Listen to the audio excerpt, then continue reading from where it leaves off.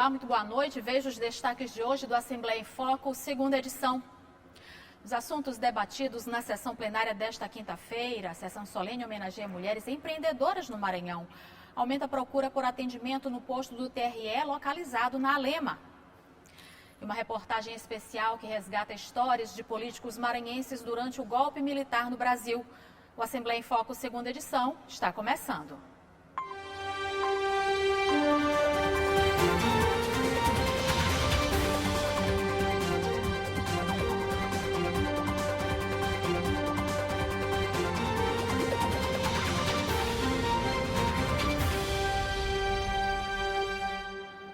Durante a sessão plenária de hoje, os parlamentares ressaltaram o trabalho de recuperação asfáltica no interior do estado, o programa Viver Sem Limite de inclusão das pessoas com deficiência e o reforço para a atuação na Patrulha Maria da Penha. A deputada Cláudia Coutinho abriu os pronunciamentos na sessão desta quinta-feira, ressaltando a alegria pela recuperação da BR-226 no trecho entre o povoado Baú e a cidade de Timon. Era mais de 40 anos que tínhamos esse sentimento e essa vontade que aquela BR fosse realmente pavimentada e asfaltada, junto ao nosso presidente Luiz Inácio Lula da Silva. E quero também aqui, hoje, aproveitar esse momento para falar desta grande obra que amanhã será inaugurada simbolicamente, porque a inauguração, ela começou desde o dia que chegaram os primeiros maquinários e desde o primeiro quilômetro asfaltado. O deputado J. Pinto destacou o programa Viver Sem Limite, que trata da inclusão. O deputado Carlos Lula também repercutiu a importância da inclusão. A gente, de fato, tem muitos projetos tramitando na casa de atenção e de cuidado à pessoa com deficiência. Que a gente possa votá-los e que a gente possa, de fato, transformar a vida dessas pessoas em políticas públicas efetivas. O deputado Júlio Mendonça ressaltou os investimentos feitos no estado pela busca da melhoria na qualidade de vida dos maranhenses. O deputado Rodrigo Lago também destacou a vinda de ministros do governo federal trazendo benefícios para o Maranhão. E o deputado Dr. Iglesias voltou a criticar o modelo que poderá ser adotado pela Lotema, a loteria do estado do Maranhão. Já o deputado Fernando Braide destacou emenda para reforçar a atuação da Patrulha Maria da Penha. Ficamos decididos a fazer a compra de uma caminhonete 4x4, porque é necessário que a Patrulha Maria da Penha chegue aos locais de mais difícil acesso. Me pediram também equipamentos de informática para poder modernizar cada vez mais a nossa patrulha e assim com que siga chegar com mais informações e mais agilidade no seu serviço. E estarei destinando também mais de 30 coletes a provas de bala. O deputado Leandro Belo usou o tempo do grande expediente e repercutiu políticas públicas que vêm sendo implementadas na cidade de Timon. São obras importantes que estão mudando a vida dos timonenses, como a recuperação da MA 040, uma obra que há muito tempo os timonenses pediam. As escolas estão praticamente todas reformadas e faltavam duas para serem reformadas, que é a Padre Delfino, a Escola Padre Delfino e o Conceição Teófilo. Levaremos também mais qualidade de vida, levando alguns sistemas de abastecimento de água, autorizado pelo governador e sendo administrado pela Segov. Em nome do Márcio Machado, secretário, eu agradeço. O deputado Francisco Nagibe repercutiu a recuperação asfáltica em Codó. O parlamentar espera que a obra venha melhorar o tráfego na cidade. Já o deputado Neto Evangelista trouxe para a tribuna reunião de trabalho com o presidente da MOB e ressaltou que o subsídio do governo do estado não existe para financiar tarifa e declarou que o governo abriu diálogo para que o transporte público semiurbano volte à normalidade na capital maranhense. O governo do estado sabe o papel que tem em garantir esse sistema semiurbano funcionando. E o governo do estado já chamou o SET, já chamou o Sindicato dos Rodoviários para que possa chegar numa conclusão e numa definição e o sistema possa voltar a funcionar. O subsídio está sendo repassado pelo governo do estado. Houve um problema aí entre empresários e os rodoviários, que ambos teriam que resolver na Justiça do Trabalho, mas o governo do Maranhão se posiciona e diz à população da grande ilha de São Luís que estará à frente desta negociação para que o mais breve possível o sistema de transporte semiurbano possa voltar a rodar. A deputada doutora Viviane agradeceu ao governo do estado pela sanção de um PL de sua autoria, que virou a Lei 12.193 de 2023 e que trata sobre o uso de cigarro eletrônico. Após a sessão, foi realizada uma sessão solene em homenagem às mulheres empreendedoras ligadas ao desenvolvimento econômico e social do estado, que servem de inspiração para outras mulheres. O autor da proposta foi o deputado Leandro Belo. E só lembrando que em 2018 a Alema aprovou um projeto de lei que instituiu o Dia da Mulher Empreendedora Maranhense. Parlamentares que fazem parte da Comissão Parlamentar de Combate à Pobreza se reuniram para discutir estratégias que impulsionem a geração de emprego e renda. A reunião contou com a participação de representantes da Secretaria de Estado da Indústria e Comércio. A terceira reunião da Frente Parlamentar de Combate à Pobreza se concentrou num tema crucial: renda. O deputado Arnaldo Melo, presidente da frente, liderou os debates e destacou a urgência de estratégias que impulsionem a geração de emprego para a redução dos índices de pobreza no estado.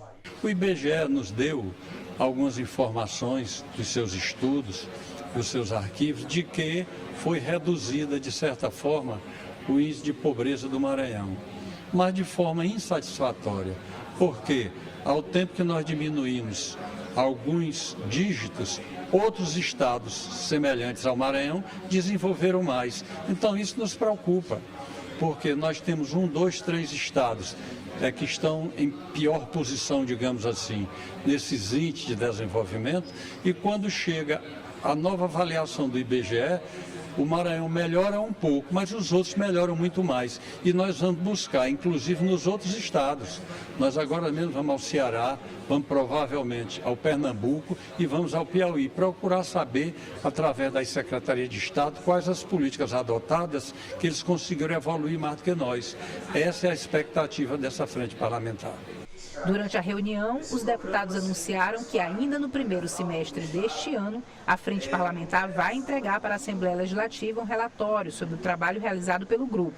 Dados do IBGE serão utilizados para analisar o panorama socioeconômico do Maranhão. Nós trouxemos dados sobre a questão da renda, não só da renda do trabalho, como renda de outras fontes, e também indicadores, sobre a questão da pobreza, extrema pobreza.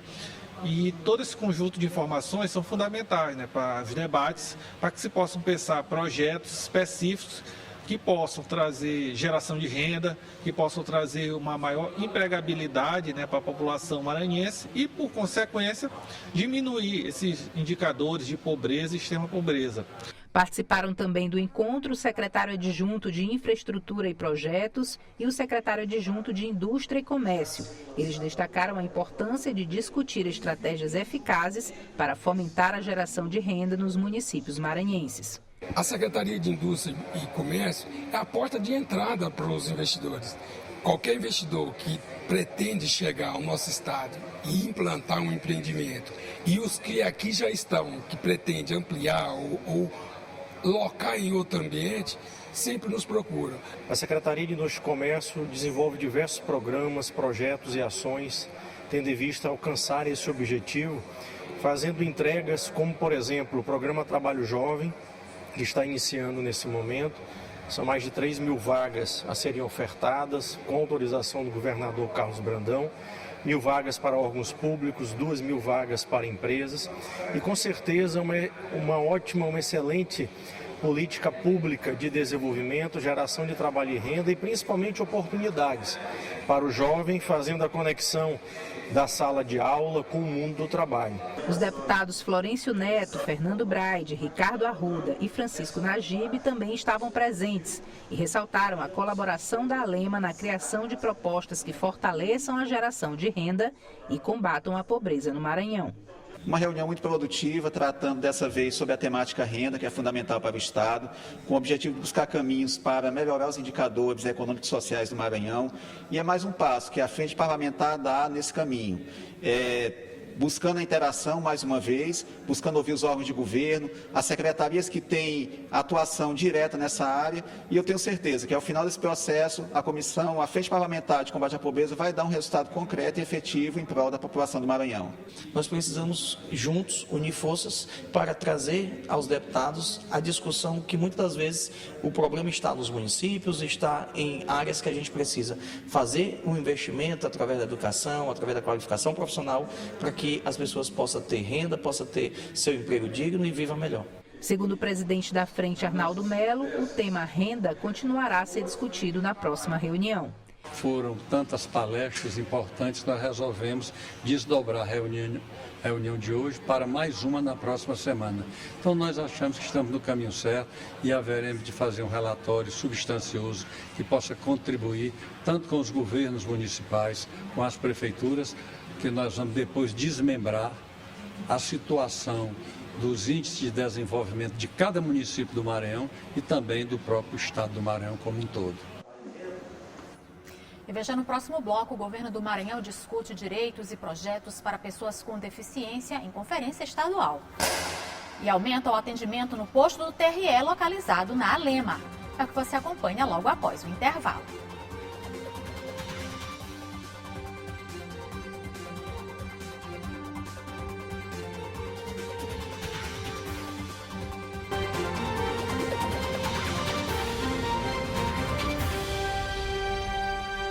Parlamentares participaram da 5ª edição da Conferência Estadual de Pessoas com Deficiência. Durante o encontro, o governador Carlos Brandão anunciou a adesão ao plano Viver Sem Limites. O ministro dos Direitos Humanos, Silvio de Almeida, também esteve presente ao evento. A solenidade marcou a abertura da 5ª Conferência Estadual dos Direitos da Pessoa com Deficiência.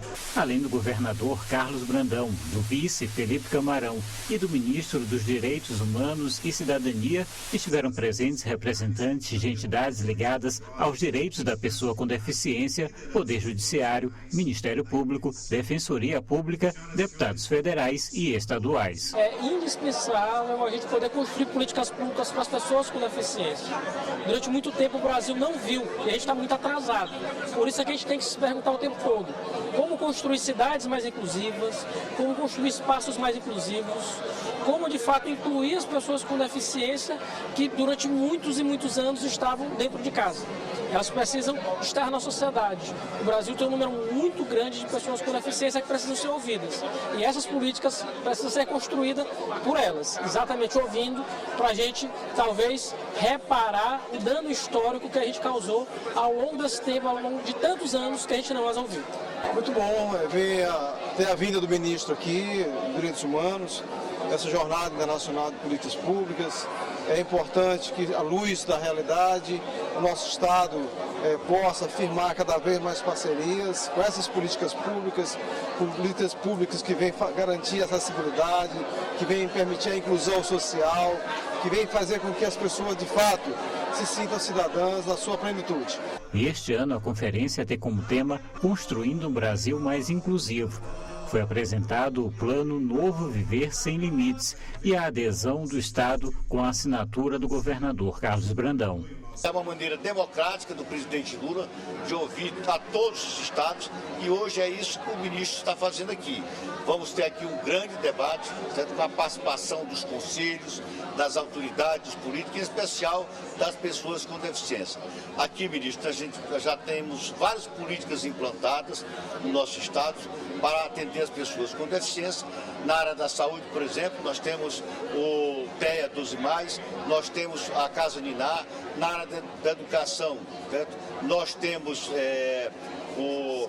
o Centro de Educação Inclusiva. Hoje mesmo nós inauguramos, certo? Uma escola de educação inclusiva, certo?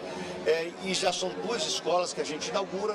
Temos também na área do esporte, também as Olimpíadas, Paralimpíadas, para que a gente possa todos ter direito a participar em todas as áreas. Estou muito feliz de poder colocar esse plano para andar com a força dos outros colegas, dos outros ministérios.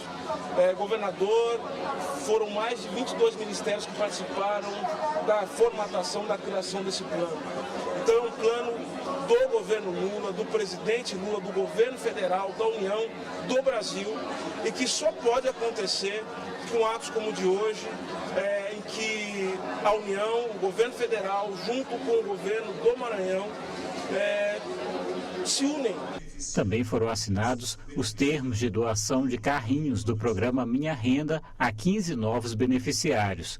A programação da conferência segue até esta sexta-feira, dia 26, com as discussões que farão parte do Plano Estadual de Políticas Públicas para Pessoas com Deficiência, que deverá ser apresentado durante Conferência Nacional no mês de julho em Brasília. Avalia de forma bastante positiva, né?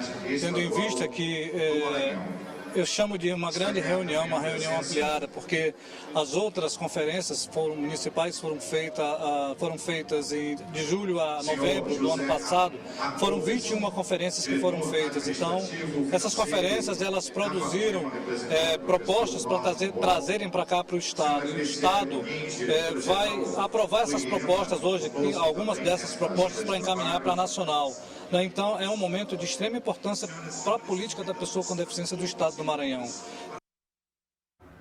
O Tribunal de Contas do Estado promoveu na Alema a capacitação de servidores que atuam na fiscalização do uso de recursos públicos dos municípios maranhenses. Segundo o encontro técnico para a capacitação do controle interno, foi um treinamento oferecido pelo Tribunal de Contas do Estado do Maranhão. O principal objetivo do evento, ocorrido no auditório Fernando Falcão da Assembleia Legislativa, é fazer com que estes profissionais estejam aptos a fiscalizar e acompanhar a transparência pública do poder ao qual ele pertence. A gente certifica as melhores práticas através dos selos diamante, ouro e prata, que é uma amostra de que aquela administração ela está preocupada em mostrar para os seus cidadãos a qualidade do gasto público. É uma forma de dizer, eu sou transparente e aqui está a minha administração, aqui está a minha prestação de contas. No treinamento, voltado a servidores de órgãos das esferas estadual e municipal, além de instituições que atuam na fiscalização e controle e também da sociedade civil, foram apresentadas as melhorias e atualizações do Programa Nacional de Transparência Pública. Para além de capacitar as pessoas que vão fazer o controle do que é realizado pelo município, o treinamento tem um outro objetivo que é muito importante: fazer com que a população fique bem informada sobre tudo o que é feito pela administração pública. Parte do público presente era de contadores, peças importantes para a divulgação de dados reais e confiáveis dos gastos públicos. E este profissional é o que está ali, intermediando a conexão entre o ente público e a comunidade. É ele que faz as licitações, que coloca lá no sistema dos tribunais de contas a prestação de contas. Então, o profissional da contabilidade ele tem total importância e é importante que ele esteja aqui hoje exatamente isso, para aprender e dividirmos experiência. Convidada para o evento, a secretária adjunta de administração da Secretaria de Estado de Transparência e Controle falou sobre o novo portal de transparência do Maranhão e como a experiência estadual pode ajudar os municípios. Lançamos no ano passado o novo portal da transparência, que tem facilitado muito a busca, pelos dados e informações sobre os gastos, e os investimentos que o Estado vem fazendo. Então, o nosso governador tem investido muito nessa parte de transparência. A procuradora do município de São Luís também esteve presente e focou na necessidade de ter advogados públicos preparados para ajudar no controle dos gastos públicos.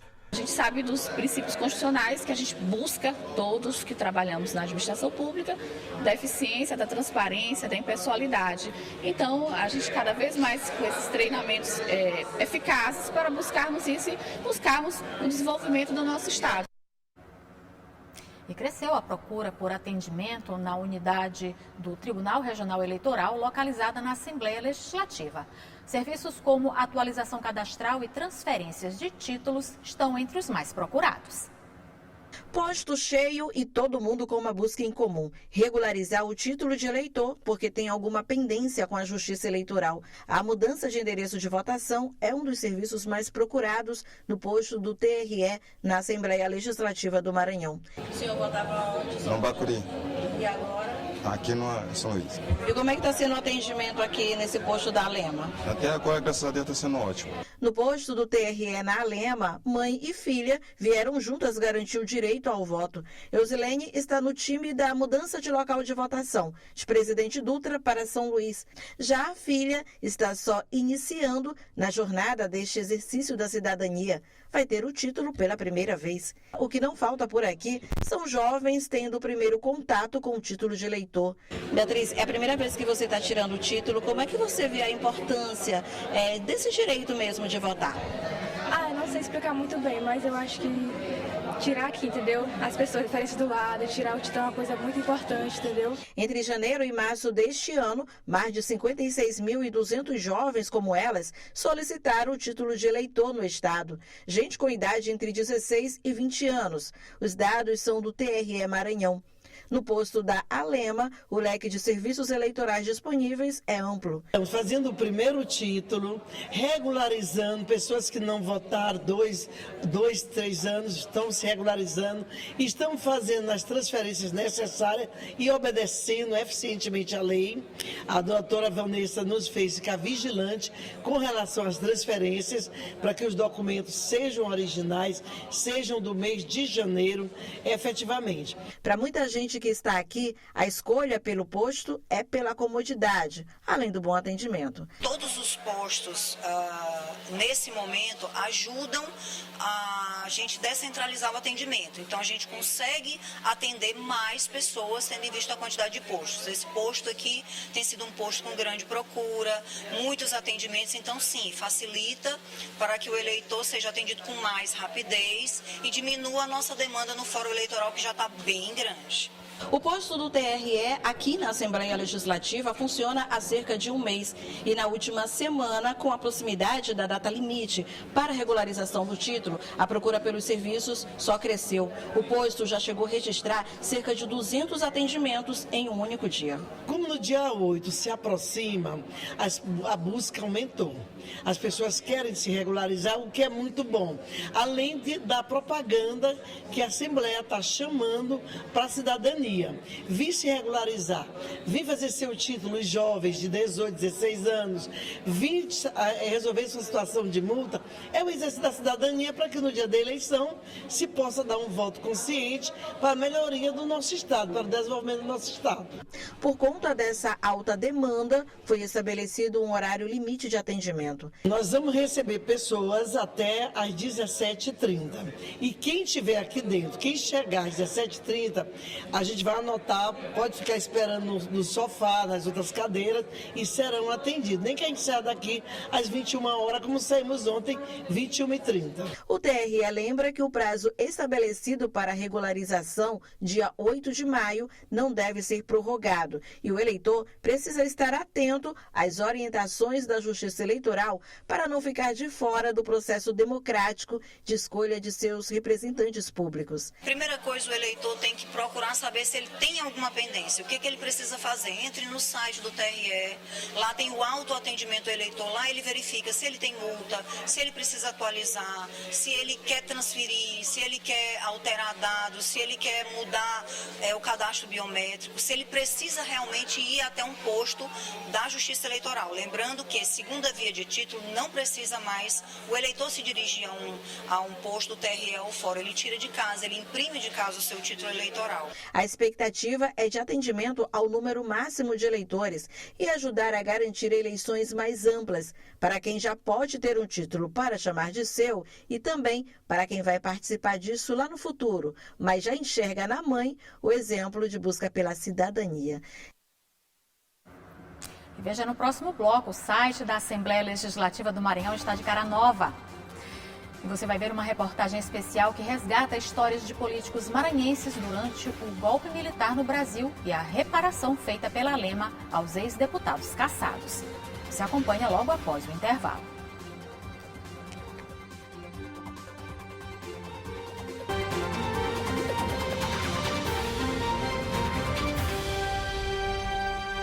Tudo Tudo o que acontece na Assembleia Legislativa do Maranhão é divulgado no site da Alema, que agora está de cara nova. O novo site foi criado para facilitar o acesso dos internautas aos conteúdos produzidos pela rádio, TV e também a todas as atividades do parlamento. O site da Assembleia Legislativa do Maranhão está de cara nova. Um design dinâmico e alinhado ao que há de mais atual no mundo digital. Um novo canal de comunicação que facilita o acesso do público ao conteúdo produzido no parlamento. A página l.ma.leg.br foi desenvolvida por profissionais da Diretoria de Tecnologia da Informação da Alema, a partir do planejamento estratégico da Diretoria de Comunicação da Casa. A diretoria de comunicação reuniu com a diretoria de tecnologia da informação durante alguns meses, para a gente saber tudo que estava deficiente no site antigo e melhorar no site novo, E aí a gente chegou a esse resultado, que a gente espera que a população, que o cidadão esteja mais próximo, do parlamento estadual, com as notícias cotidianas que são divulgadas, no nosso site de forma objetiva, de forma mais clara, com layout mais leve, bem responsivo, E a gente espera que o cidadão esteja mais perto da gente. A mudança do layout trouxe leveza e mais visibilidade ao trabalho dos deputados estaduais. Tudo o que acontece na Assembleia Legislativa é publicado no site. Notícias sobre as sessões plenárias, reuniões das comissões permanentes e frentes parlamentares, além, é claro, das atividades legislativas, tramitação dos projetos de lei, em discussão na ordem do dia, diário oficial, portal da transparência, cursos promovidos pela Escola do Legislativo e ações da Procuradoria da Mulher. Completo e moderno, o novo site da Assembleia Legislativa dá destaque aos programas diários produzidos pela Rádio e TV Assembleia. A Rádio 96.9 FM ganhou uma aba própria para acesso dos ouvintes e todas as edições dos programas produzidos pela emissora para a TV parlamentar estão disponíveis na capa principal do portal. E tem mais, pelo site a gente pode acompanhar tudo o que acontece no parlamento em tempo real. Visualizar o que está acontecendo na programação da TV Assembleia, visualizar o que está acontecendo na programação da Rádio Assembleia, com todos os programas diários. Então ela vai ter acesso a todos os canais de comunicação da Assembleia Legislativa. TV, rádio, portal, e é isso aí.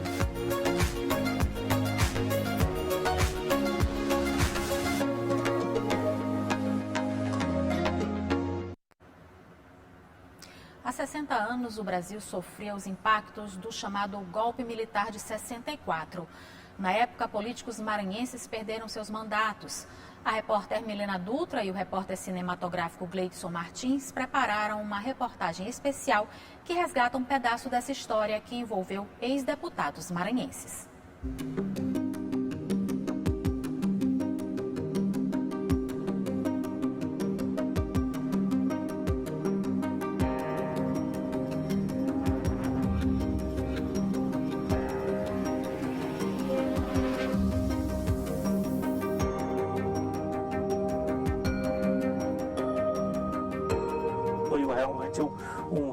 Uma coisa absurda que chegou nas nossas vidas. Isso para mim foi horrível, que eu estava em casa, nem sabia. Aí o Ricardo Borges foi lá, nos alunos, para a Assembleia, que tem alguma coisa contra nós lá.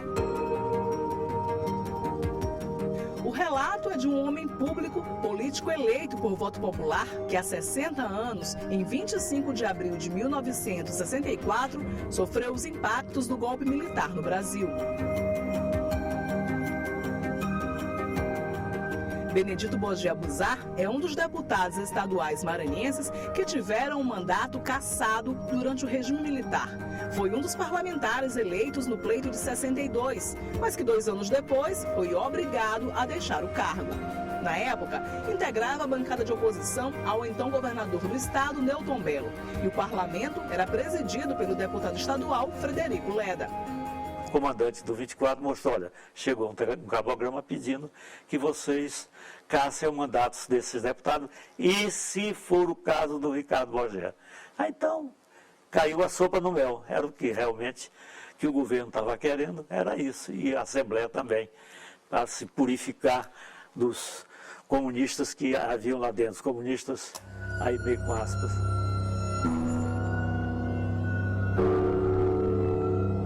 No cenário nacional, em 64, durante o governo do presidente João Goulart, os militares tomaram o poder.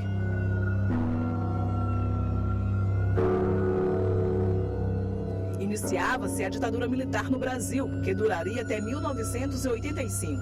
Após o golpe, foram promulgados os atos institucionais, que, entre outras coisas, autorizavam a cassação de mandato parlamentar a quem tivesse ideais opostos ao regime. O governo do Maranhão, nesse período, era exercido pelo Newton Bello, que era um governador que foi indicado pelo Vitorino Freire, tá? Mas só que depois ele vai romper com o Vitorino.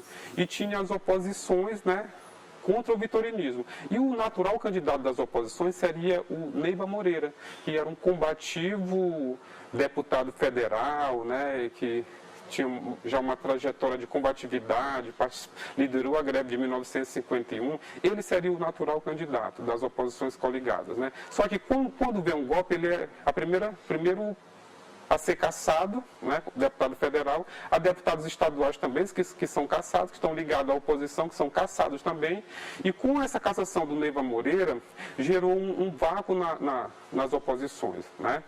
Então, teve o golpe de 64, a democracia, né, o processo democrático, a democracia, ela vai ali sofrer uma ruptura, mas mesmo assim, em 65, ainda houve eleições para governador. O movimento nos parlamentos estaduais se deu semelhante ao do Congresso Nacional. Pelos atos institucionais do regime militar, deputados federais e estaduais tiveram seus mandatos cassados. Aqui no Maranhão, as cassações aconteceram por meio de projeto de resolução da Assembleia Legislativa.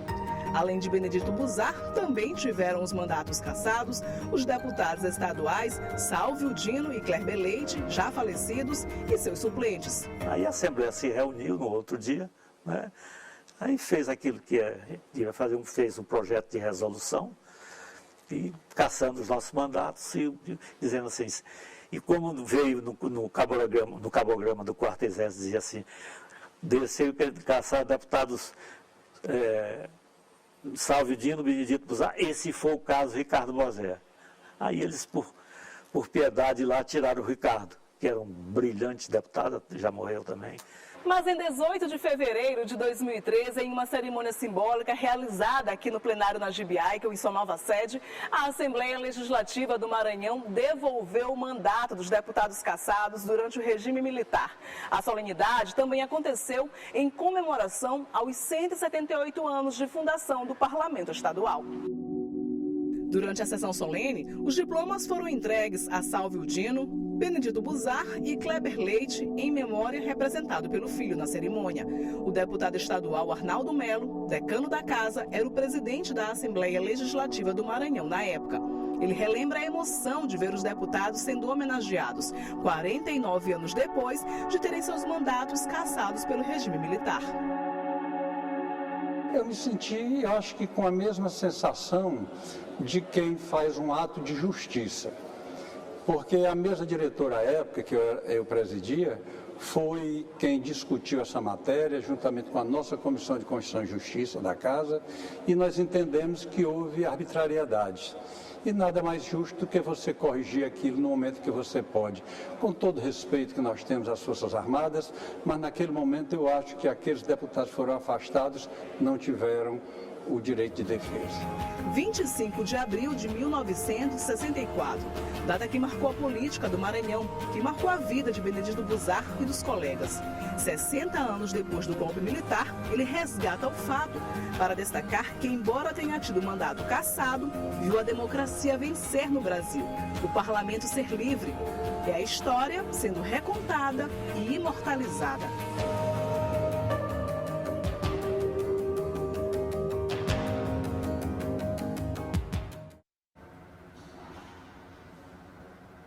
E o F2 fica por aqui. Uma ótima noite para você. A gente volta a se encontrar amanhã. Até lá.